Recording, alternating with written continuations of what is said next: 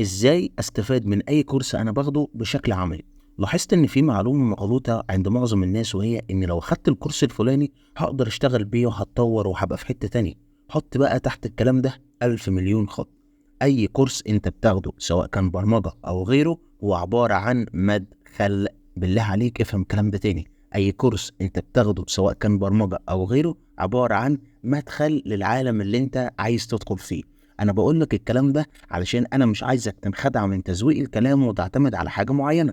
محدش بيوصل للقمة من كورس. مش عايزك تتوقع انك هتخرج من كورس فلان الفلاني خبير في المجال بتاعك. الكورسات يا قلب اخوك مهمتها الاولى والاخيرة هي عبارة عن انها بتوريك الاساسيات والقواعد اللي انت المفروض تمشي عليها، نظرية المعرفة. وهنا انا عايزك تعرف الفرق بين التعليم والتعلم. التعليم هو اني بتلقى المعلومات، باخد المعلومات، بتعرف على الشيء اللي بتعلمه. انما التعلم بقى هو انك بتفهم المعلومة وتطبقها في حياتك الواقعية. دورك انت بقى الاساسي هو التطبيق.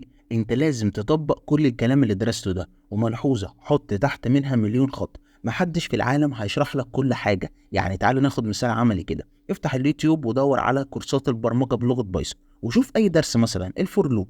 قارن بين كل الناس اللي بتشرح الدرس ده، هتلاقي الآتي: معظمهم تقريبا نفس الشرح، اللي هو ايه؟ القواعد يا معلم. كله بيشرح لك تكوين الجمله بتاعت الفور. فور فاريبل ان التريبل او كوليكشن، الكولون، الاندنتيشن، وبعدين الاكشن اللي بيحصل على العناصر بتاعت مين؟ الاتريبل. دورك انت بقى بعد ما اتفرجت على الدرس وفهمته تطبق اللي اتعلمته ده. يعني انا عرفت دلوقتي تكوين الجمله بتاعتي، عايز اطبق بقى. هروح ادور على المسائل اللي على الدرس ده. والله الكورس موفرها لي خير وبركه، مش متوفره شغل دماغك انت بقى. احنا دلوقتي في عصر الذكاء الاصطناعي. افتح اي موديل مجاني تمام وقول له انا عايز اتمرن على اللوب ده، مجرد مثال ماشي. هيدي لك مساله واحده واحده كده، هتطبق الكلام اللي انت عرفته في الدرس علشان تحل المساله دي. هتقابلك مشكله تانية: انا عارف القواعد يا حسين بس مش عارف احل. ادي نفسك فرصه يا قلب اخوك انك تحل.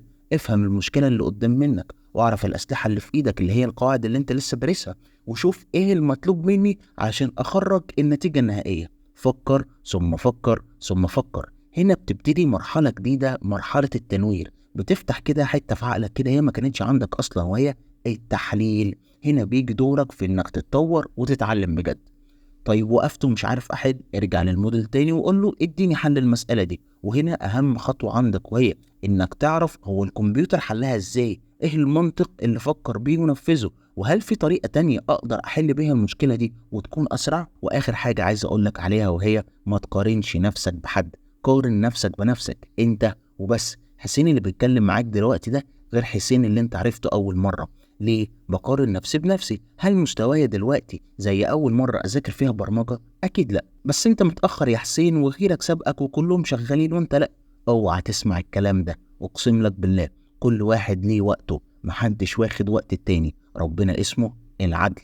انت مش متأخر. فكك من السبق اللي حاصل حواليك. ثق في نفسك وركز على حلمك وهدفك. اسعى وسيب النتيجة على ربنا. سلام.